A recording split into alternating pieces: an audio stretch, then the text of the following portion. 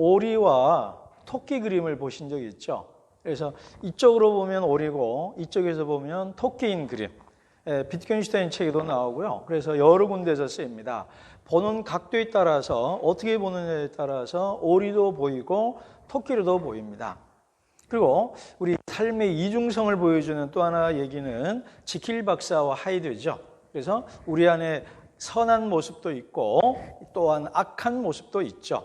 그죠? 그런 이중성들이 우리 삶에 관한 중요한 진실입니다. 그래서 제가 내 안의 야곱 DNA에서 인간 안에 있는 영적 그리고 세속적, 속물적 본성 이 두 가지를 좀 얘기를 해봤는데 우리 오늘 본문 역대기를 읽을 때 그 이중성이라는 단어를 좀 기억해야만 합니다. 왜냐하면 역대기는 열왕기랑 비교해 보면 너무 달라요. 너무 다르기 때문에 이 차이 때문에 그래서 이 역대기를 볼 때 이게 과연 이 책이 이상하다 뭐 이런 생각을 좀 하기가 쉽습니다. 오늘 읽은 역대기 1장 1에서 17절만 놓고 본다면 그 산당에서 제사 드리는 모습에 대해서 열왕기가 다르고 역대기가 달라요. 열왕기에서는 산당에서 제사 지낸 왕들을 계속 비판하거든요. 그런데 역대기에서는 이 본문에서는 솔로몬이 왜 이 기브온 산당에 가야 되는지에 대한 이유와 근거를 또박또박 제시합니다. 거기에 해막이 있었고 뭐 이런 얘기를 번제단이 거기 있었다는 얘기를 구체적인 근거를 제시하면서 솔로몬을 옹호하고 있습니다. 그렇기 때문에 한 사건에 대한 두 시각이 존재한다라는 겁니다. 그렇기 때문에 우리가 이것을 가지고요 지킬 박사와 하이드처럼 통합할 수 없는 분리된 그래서 어느 하나가 오르면 어느 하나가 다른 것으로 볼 거냐 아니면 오리와 토끼처럼 이렇게 볼 수도 있고 저렇게 볼 수도 있는 우리가 양면성을 동시에 봐야 되는 것으로 봐야 하겠느냐 하는 이런 어려움을 주는 본문이 바로 이 역대기입니다. 그렇기 때문에 70인역 성경이라고 있습니다. 그러니까 히브리어로 돼 있다가 헬레니즘 문명이 들어오면서 모든 사람이 헬라어를 쓰게 되니까 히브리어를 읽기 어려운 사람이 있고 디아스포라들이 있잖아요. 디아스포라들이 히브리어로 읽을 줄 모르니까 헬라어로 번역한 성경이 70인역이라고 그럽니다. septuagint. 그러는데 거기에서 역대기의 제목을 독특하게 잡았어요. 남은 것들 그러니까 부록이다 이 말이에요. 여분이다 이 말이에요. 잉여다 이 말이에요. 그렇기 때문에 이것이 마치 열왕기에 대한 하나의 부록처럼 간주되던 때가 있었습니다. 그런데 또 재밌는 거는요. 뒤에 다시 얘기가 있지만 이 열왕기가 그렇게 이 열왕기와 역대기를 비교했을 때 역대기의 급이 레벨이 떨어지는 걸로 많은 사람들이 인식을 해왔습니다. 그런데 나중에 보겠지만 역대기는 열왕기를 펴놓고 개작을 한 거라고 봅니다. 그래서 많이 갖고 오고요. 그러면서도 살짝 바꿔 놓습니다. 그 살짝 바꿔놓은 것이 바로 역대기의 가치입니다. 자, 그 얘기는 뒤에 하도록 하고요. 그래서 역대기가 열왕기랑 놓고 보면 안 맞는 게 많고 관점이 다르다.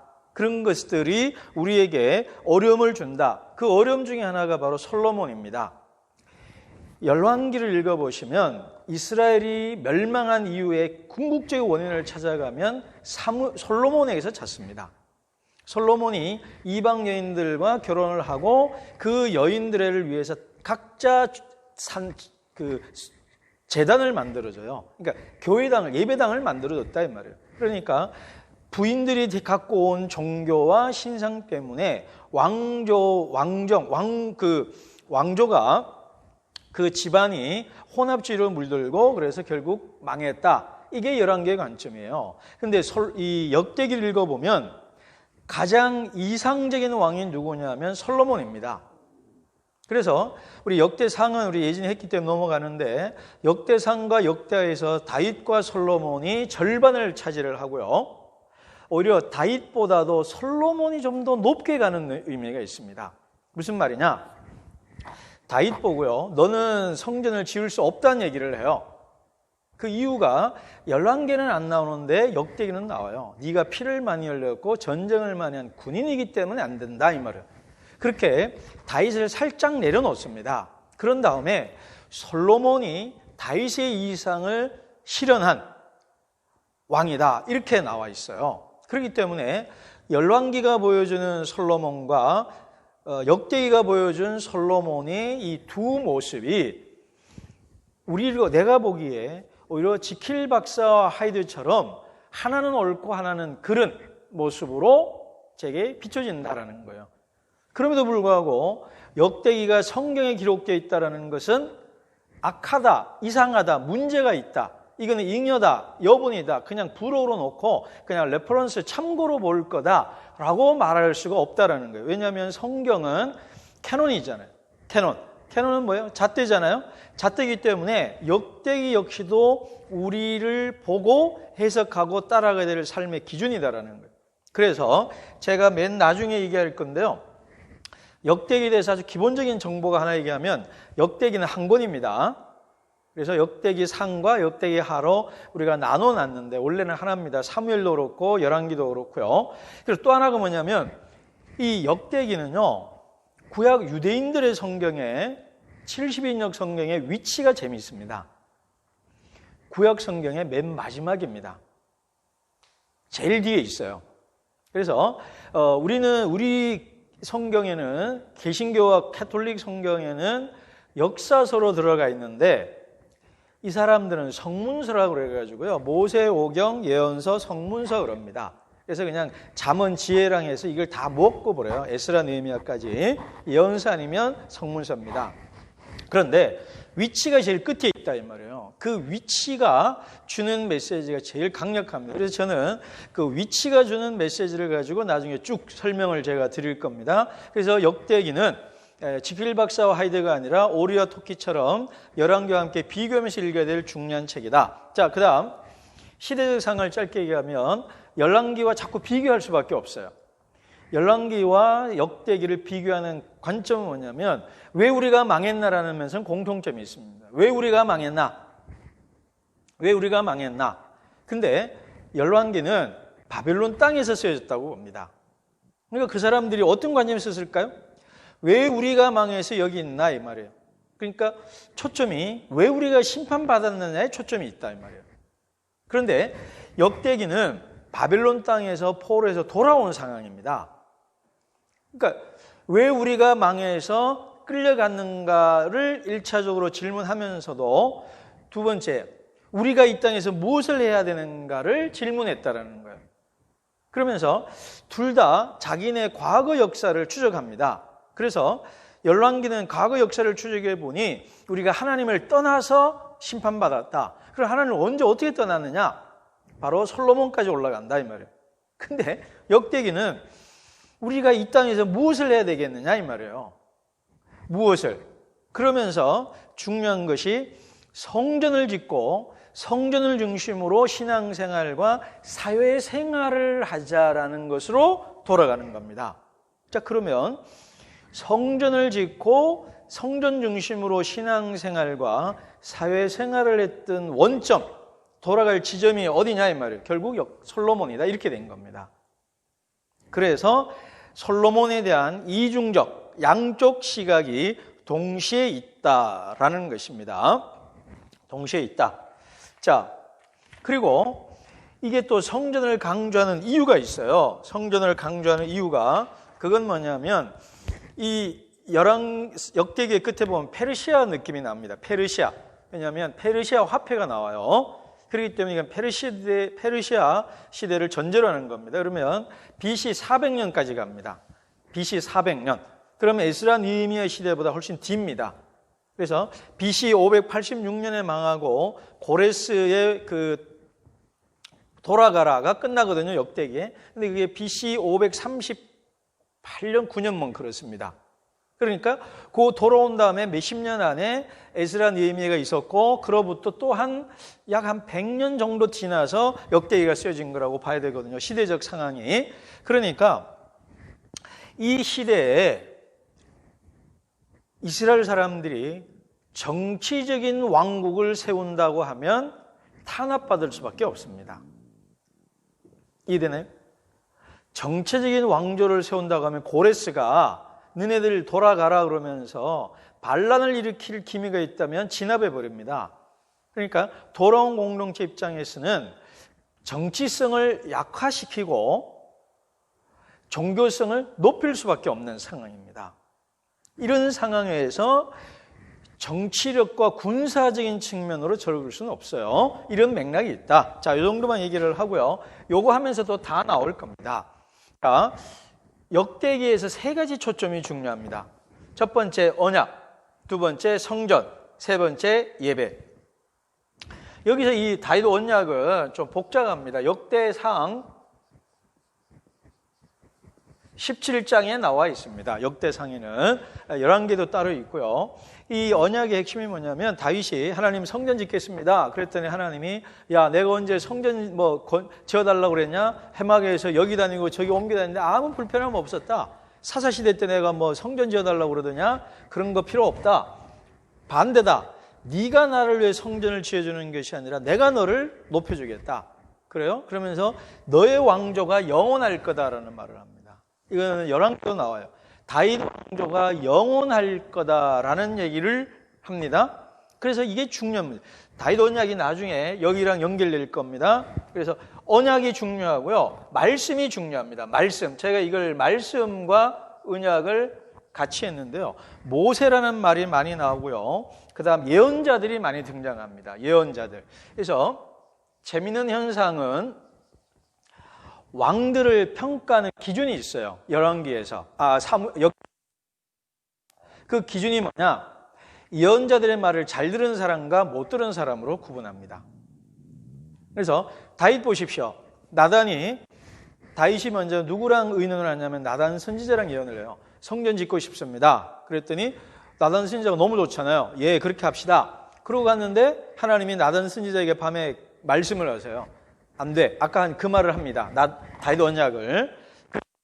다윗이 아멘 하고 준비만 하는 걸로 순종을 합니다. 그래서 다윗은 훌륭한 왕입니다. 왜 훌륭한 왕이냐? 하나님의 말씀에 그대로 순종했기 때문이다라는 거예요. 근데 또 어떤 왕들은요. 그 말씀에 불순종해요. 누구냐 하면 르호보암입니다.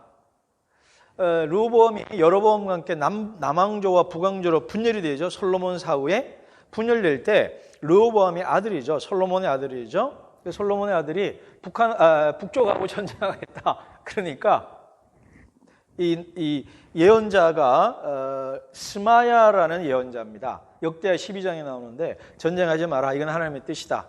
이거는 분단이 예정되어 있는 거다. 그런데도 르호보암이 불순종하고 쳐들어갑니다. 전쟁을 합니다. 그래서 져요. 그래서 그 다음에요. 대표적인 또 왕이 뭐냐. 아사 왕이라는 왕인데 어떤 경우는 순종을 하고 어떤 경우는 불순종을 합니다. 그래서 왕정이 등장하면서 예언자가 등장합니다. 이게 중요한 포인트예요. 왕정이 등장하면서 예언자가 등장합니다. 그런데 예언자들의 말에 왕들이 어떻게 반응했냐에 좋은 왕, 나쁜 왕, 중간 왕 그렇게 본다 이 말입니다. 그 다음 또 하나가 뭐냐면 성전입니다. 성전에 대한 태도로 왕들을 평가합니다. 왜 가장 이상적인 왕은 다윗과 솔로몬입니다. 그죠? 그래서 모든 왕들을 평가할 때 다윗처럼 했냐 못했냐 이렇게 나오는 거죠. 가장 이상적인 왕, 그리고 가장 충실한 왕. 조금 이게 상급 고급이라면 그 아래 단계, 가장 다윗의 근접해서 살았던 왕들, 그게 누구냐면 요시아와 히스기야 이런 왕들입니다. 그 왕들의 특징은 뭐냐면 성전을 개혁하고 보수하고 성전 예배를 잘 드리는 사람입니다. 그런데 이 왕은 나쁜 왕이다. 어떤 왕이다? 말씀도 안 듣고 성전에 가서 예배와 성전 제사를 소홀히 하는 왕들입니다. 그래서 불충실한 왕. 그 다음 악한 왕들이 있겠죠. 그죠? 악한 왕들. 이건 성전을 이 우상 소굴로 만들어버리는 왕들. 이런 왕들이 합니다. 그래서 말씀과 성전에 대한 태도로 한 왕에 대한 평가를 내린다. 이러기 때문에 열왕기랑 달라요. 열왕기는 정치적인 측면도 중요합니다. 자, 이런 성전이 중요하고 또 하나가 뭐냐면 예배입니다. 그러니까 여러분, 성전과 예배는 뭐 동일시해야 되죠. 그죠? 그러니까 그래서 중요한 키워드를 두 가지로 한다면 말씀과 성전입니다. 그러니까 다윗 언약과 성전이고요. 하나님의 언약이 성전 안에서 이루어지고요. 성전이 있어야 언약이 있는 겁니다. 그래서 예배인데 조금 짧게만 얘기를 하면은 특별히 여러분 나중에 읽으면 레위인이 많이 등장합니다. 그래서 레위인들이 중요합니다. 그전에는 제사장이 중요했는데 이때는 레위인이 중요합니다. 그래서 레위인들이요, 제사장하고 레위인하고 약간 이 구약 성경 읽어보면 제사장이 좀 직책상 높습니다. 레위인은 성가대 정도, 그리고 해막 봉사, 그 다음에 그 해막계 들고 움직이는 사람들, 그리고 성전의 행정재정 관리를 하는 사람들, 뭐 이런 사람들이 레위인이었습니다. 그런데 역대기에서는 이 레위인들이 높이 취급을 받고 많은 분량을 할애를 하고 족보에도 따로 등장하는 경우가 많이 있습니다. 이것을 통해서 뒤에 와서 얘기할 걸 미리 땡겨간다면 예배와 함께 일상이 강조되는 거예요. 그러니까 제사장의 그 제사, 번제도 중요하지만 이런 소소한 행정 시스템에 따른 것들로 일상과 조직이 중요해졌다. 이 정도만 얘기를 하고요. 자, 뒤로 넘어가겠습니다. 자, 그러면 저는요, 아까 제가 오늘 역대기를 읽는 키워드를 역대기의 위치로 설명하겠다고 그랬습니다. 자, 무슨 말이냐? 우리가 갖고 있는 성경은 이제 우리 기독교가 따로 이게 분류를 한 겁니다. 그래서 말라기가 제일 뒤에 있잖아요. 근데 유대인들에게는 역대기가 제일 뒤에 있다고 그랬습니다. 근데 역대기의 처음과 끝이 재미있어요. 역대기 1장이 어떻게 시작되냐면요, 아담부터 족보가 나옵니다. 총 몇 장이냐면 7장이에요. 7장 동안 족보만 계속 나와요. 보세요. 아담으로 시작하는 족보가 고레스 왕의 칙령으로 끝나요. 예레미야가 말한 대로 70년의 때가 끝났으니, 복역의 때가 끝났으니 너희들 돌아가라 그랬다. 그리고 돌아가서 뭐하냐? 성전 지으라 그랬다. 이렇게 끝나요. 자, 이 말은 뭐냐면 구약 유대인들의 관점에 의하면 역대기가 제일 뒤에야 됩니다. 왜냐하면 창세기로 시작했던 구약 성경이 이제 그쪽은 히브리 성경이라고 합니다. 히브리 성경, 히브리인들의 성경에는 창세기로 시작해서 역대기로 끝나야 완성이 되는 거예요. 그래서 아담으로 시작되는 족보로 갔다가 이스라엘 역사 쭉 나오면서 마지막 성전 짓는 얘기로 끝이 나야 된다 이 말이에요. 그래서 역대기가 제일 뒤에 가 있다 이 말입니다. 자, 그래서 그 맥락에서 본다면 제가 이 얘기를 왜 하냐면 사실은 그렇다면 보세요. 김호기 선생님, 역대기가 구약 성경의 제일 끝이라고 가정한다면 그 다음 성경책은 뭡니까? 마태복음이잖아요. 제가 그 얘기 하려고 그러는 거예요. 지금 이거는 아무도 말 안 하는데 제만 보는 거예요. 마태복음하고 역대기를 이때에 봐야 된다는 거예요. 그래서 사실 저는 지금 역대기를 역대기로 보는 것이 아니라 예수님의 관점의 역대기를 보자라는 거예요, 사실은. 그랬을 때 마태복음에 나온 예수님을 짧게 얘기를 할게요. 첫째, 마태복음의 예수님은 왕이십니다. 그리고 왕이신 예수님이고요. 마태복음의 공동체는 뭐냐면 성전 공동체라 그래요. 성전 공동체, 또 하나는 임재의 공동체라 그래요. 그리고 내가 너희에게 자비를 원했지 제사를 원치 않았다는 말이 나와요. 그래서 제사 예배가 강조됩니다. 그래서 역대기와 마태복음은요, 딱 붙여놓으면 너무 잘 맞아요. 그래서 제가 역으로 비교하면서 역대기를 이해하자고 제가 가르치는 겁니다. 그래서 다윗 언약에서 중요한 게 이거예요. 내 씨가 영원한 왕이 될 거다 이렇게 되어 있거든요. 근데 솔로몬은 사실 열왕기에 실패했고 솔로몬에 하면 이상적입니다. 그러니까 이상적이면서 실패는 양면을 갖고 있는데 참된 왕이 그 다윗의 씨가 예수님으로 등장하면서 예수님이 참된 왕이고 예수님이 다윗 역대상 17장에 나오는 영원한 왕조, 영원한 왕, 하늘 위에 보좌에 오르셔서 하나님 우편에 앉으셔서 세상을 다스리시는 왕으로 죽으시고 부활하심으로 승천해서 등극하셨다 이 말이에요. 그래서 다윗 언약의 완성자가 예수님이시다 라는 거예요. 제가 그 얘기하고 싶은 거고요. 두 번째, 성전 얘기인데, 자, 마태복음 1장 21절, 28장 20절. 뭐예요? 아들을 낳으리니 그 이름을 임마누엘이라 하라. 그죠? 예수라라도 있고요. 내가 너희와 함께 한다 되어 있어요. 마태복음 1장 21절로 내가 너희와 함께 하겠다 되어 있어요. 그다음 마태복음 28장 20절 끝에 뭐라고 되어 있습니까? 볼지어다 내가 세상 끝날까지 너희와 항상 함께 있으리라 그래요. 그래서 마태복음은 함께, 항상 함께 한다. 이 말을 always지만 다르게 한다면 with, always인데 임재, present란 말이에요. 그래서 하나님이 임재하는 곳이 마태복음 얘기입니다. 그러면 예를 들어보죠. 하나님이 임재하는 곳은 어디냐면 성전입니다. 그래서 제가 이거 예전에 마태복음 강론하면서 다 했던 얘기인데요. 마태복음은 성전 공동체입니다. 성전 공동체. 자, 그러면 여기서 중요한 게 뭐냐면요. 역대기에서 자, 왜 성전이 강조되냐? 사실 우리가 이게 중요하거든요. 역대기에서 왜 성전이 중요하냐?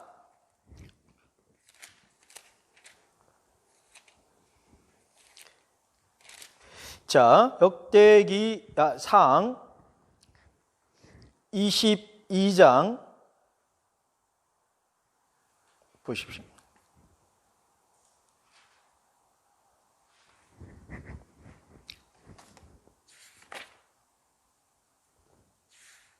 22장 1절이네요. 22장 1절. 우리 역대상 22장 1절 같이 한번 읽어볼까요? 그때 시작. 그때 다윗이 말하였다. 바로 이곳이 주 하나님의 성전이요 이곳이 이스라엘의 번제단이다. 아멘. 자, 여기서 이곳이 좀 중요합니다. 왜냐하면 예루살렘 중심이 있어요. 그래서 그런 거는 좀 넘어가고요. 제가 두 가지 말을 하죠. 여기가 성전이고 번제단이다 그러잖아요. 자, 성전은 하나님이 임재하는 곳입니다. 자, 그 다음 번제단. 번제단은 뭐 하는 데인가요? 그냥 말 그대로 문자적으로 뭐 하는 데인가요? 번제하는 데잖아요. 그죠? 버닝. 그죠? 그래서 불태우는 곳입니다. 뭐를 불태워요? 동물들을 불태워서 하나님께 제사 드리는 곳이 번제단입니다. 그 다음, 자, 번제는 뭐 할 때 드리는 거죠? 우리 죄 용서받기 위해서, 제삼 받기 위해서 번제를 드리는 겁니다. 그러니까 성전이라는 곳은 예배 드리는 곳이고, 예배 드린다는 것은 제사함과 관련되어 있다 이 말입니다. 이게 레위기랑도 연결돼서요. 하여간 성전이라는 곳은 하나님 임재의 것인 곳이고 하나님 임재이신 곳에 예배를 드릴 때, 그래서 레위기에 보면 예배에 나오는 대목에 기쁨과 환호라는 말이 자주 나옵니다. 그래서 하나님을 만나는 것에 기쁨과 감격을 얘기를 하는데, 제가 강조하고 싶은 것은 그곳에서 뭐를 하냐? 번제단이 있다. 제사함을 받는 곳이다 이 말이에요. 그래서 하나님이 왕으로 다스리고 하나님이 임재하게 계신 곳이 성전 공동체가 되고, 그 성전 공동체에 드리는 예배는 기쁨과 함께 제사함이 있는 곳이다 이 말이에요. 제사함이. 그래서 여러분 마태복음 제가 얘기했잖아요. 마태복음에 호세아서 2번 인용하죠. 내가 자비를 원하지 긍휼을 원하지 제사를 원치 않는다 그랬다고. 제가 그 얘기 많이 했죠. 그 말의 핵심이 뭡니까? 예배의 핵심은 사람을 용서하는 것이다 이 말이에요. 오늘 예배에 와서 첫 번째, 하나님과의 관계에서는 죄 용서함을 받고 사람들과의 관계에서는 타인을 용서해 주는 것, 그것이 바로 예배라는 거예요. 예배. 그래서 마태복음에 산상수훈에 누구든지 예배 드리려다가 다른 사람과 불화한 일이 생각나면 가서 예물을 제단 앞에 내려놓고 그죠? 가서 화해한 다음에 예배 드리라. 그 다음에 안식일 얘기 나오고 하면서 뭐예요? 야, 안식일의 의미는 사람을 사랑하고 쉬는 거고, 예배의 의미는 사람을 용서하고 제산 받는 건데, 예배에 와서 누군가를 정죄하고 예배를 통해서 누군가를 비판하는 것은 역대기, 레위기, 마태복음에는 맞지 않다 이 말이에요. 그래서 예수님이 역대기적 맥락에서 말씀하고 계신다. 우리가 이렇게 볼 수가 있다라는 것입니다. 그래서 왜 역대기가 성전을 강조하는가에 대한 대답을 바로 이것으로 설명할 수 있어요. 제가 이것이 이해가 되니까 앞부분에 역대기와 열왕기의 차이, 솔로몬이 왜 이상적인 왕일 수 있겠냐 이 말이에요. 저는 그게 아직 사실은 이 열왕기적 관점으로 보면 잘 안 되거든요. 솔로몬이 향한 혼합주의적인 행동이나 이런 것들이, 그리고 이스라엘이 결국 남유다와 북이스라엘로 분단된 원인과 이유는 솔로몬이거든요. 솔로몬 치하 때 여로보암이 이미 반란을 일으켰다가 도망갔다가 왕이 되거든요. 그러니까 솔로몬인데 왜 역대기는 솔로몬을 이상적인 왕으로 너무 승화시키냐 이 말이에요. 숭배하냐 이 말이에요. 저는 그게 사실 이게 이해가 안 되니까, 이게 역대기는 지킬 박사와 하이드냐, 오리냐 토끼냐, 이 고민이 됐던 거예요. 그렇기 때문에 우리가 이걸 역대기를 앞으로 50일 동안 역대기 하를 묵상하면서 솔로몬을 집중하면서도 오히려 솔로몬이 아니라 솔로몬을 통해서 성전을 지었기 때문에 이 사람이 훌륭한 거고, 이 사람이 훌륭한 게 아니라 성전을 주목해서 묵상을 해야만 하면 좋겠다. 이건 저의 경험입니다. 왜냐하면 자꾸 솔로몬 데려다 보면 열왕기 생각이 날 것 같아요. 이 사람 나쁜 왕인데 왜 갑자기 이렇게 좋게 말해? 이게 자꾸 이런 생각이 든단 말이에요. 그래서 월터 브루크만의 예언자들 상상력에 보면 이스라엘이 무너진 이유가 뭐냐면 접근성의 종교라고 그래요. 만질 수 있는 종교, 하나님을 만질 수 있는 것으로 만든 왕, 그게 누구냐면 솔로몬이라고 그래요. 그렇기 때문에 이게 자꾸 그런 시각 때문에 우리가 성경을 본단 말이에요. 그러지 말고 역대기에서 성는 언약과 성경과 예배를 강조하는 책이고, 사람보다는 이 부분을 초점을 두어서 우리가 읽으면 좋겠다라는 것입니다. 그렇다면 오늘 우리가 역대기를 통해서 우리가 배워야 될 게 뭐예요? 결국은 세 가지입니다. 하나님의 말씀으로 왕들을 평가했다라는 것. 하나님의 말씀을 듣고 순종하는 왕이냐, 하나님의 말씀을 예언자들을 통해서 듣고도 불순종한 왕이냐로 왕들을 평가했다면, 우리 개개인과 우리 로고스 교회를 평가하는 역대기적 관점은 뭐냐면, 너희가 하나님의 말씀을 듣고 순종한 왕이냐, 듣고도 불순종한 왕이냐, 듣고도 순종한 크리스찬이냐, 듣고도 불순종한 크리스찬이냐로 우리들을 평가하고 평가받을 수 있다라는 것입니다. 그러기에 우리 교회 기승전결 성경 묵상하는 것, 김교훈 목사라는 목사를 세워서 레이닝과 제사장을 세워서 맨날 하는 소리가, 여러분 매일 성경을 읽으십시오. 그리고 그냥 3번 소리내서 읽기만 해주십시오라는, 누구나 할 수 있는 그 방법, 솔루션을 줬는데, 그거는 순종하냐 불순종하냐로 여러분이 하나님 앞에서 건강한 크리스찬이냐 비건강한 크리스찬이냐 판단할 수 있다 이 말이에요. 제가 너무 직설적으로 적용을 하나요? 그죠? 그러나 이 성전, 역대기와 마태복음을 연결해 본다면 역대기는요, 예루살렘이라는 건물을 중시 여기고요. 아까 우리 역대기 나왔죠. 이곳 그러잖아요. 그래서 역대기에는 예루살렘 중심주의라 그럽니다.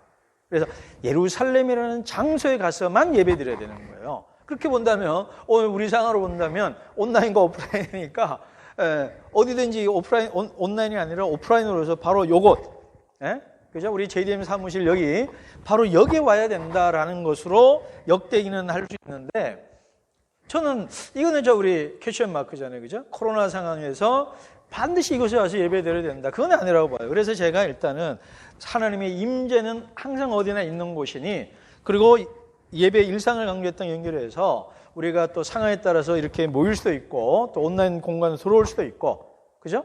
또 코로나가 때문에 사회적 거리두기가 2단계로 올라가면 또 온라인으로 또 다 모여야 되고, 그런 공간에 있어서는 역대기와는 좀 맞지 않는 면이 있는 상황입니다. 그렇지만 어찌됐든 공간을 한 시간과 한 장소, 그 온라인이든 또 오프라인이든 이렇게 모여서 예배 드리는 것으로 중요하다 이거. 그러나 그래도 중요한 건 하나님의 임재가 중요하고, 그래서 함께 모여 예배했느냐 안 했느냐, 그리고 예배를 통해서 하나님께서 내가 하나님을 만나느냐 안 만나느냐, 말씀과 예배를 통해서 하나님을 만남으로 내 죄의 사함을 받는 것, 그리고 하나님의 임재를 경험하고 기뻐 환호할 수 있는 것, 기쁨과 함께 죄의 사함을 동시에 경험할 수 있는 예배를 드려라 라는 것이 역대기가 오늘 우리에게 주는 메시지입니다. 우리 사랑하는 로고스 식구 여러분, 오늘 정리하겠습니다.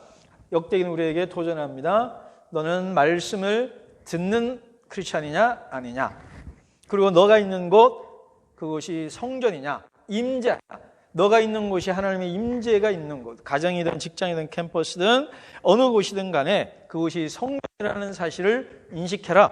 그리고 그곳에서 예배드리고 용서하고 용서받고 그리고 일상을 잘 살아내는 그런 크리스찬이 되라. 이것이 역대기의 말씀입니다. 50일 동안의 역대기하 묵상을 통해서 이렇게 왕이신 하나님, 말씀이신 하나님, 그리고 성전과 임재이신 하나님, 그리고 우리로 하여금 예배를 요구하시는 하나님을 만나고 그 하나님을 만남으로 여러분의 신앙이 한층 더 성숙할 수 있기를 주의 이름으로 축복합니다.